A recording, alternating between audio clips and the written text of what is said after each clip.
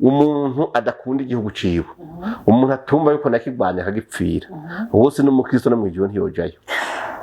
n'umupagani w'inyuma y'abandi bose Kristo Ndikumana ntituzanye cyane ntituyicana ngo tuganire mugabo ndamuzi nk'umukozi w'Imana hanyuma uravye ingene akora ukaraba ingene yitwara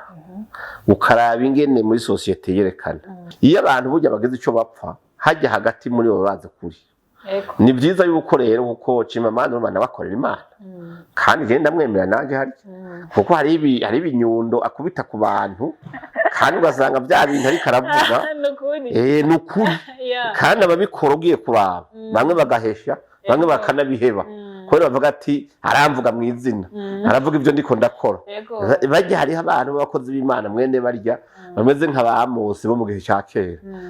yarafise ubutumwa nyene bukeba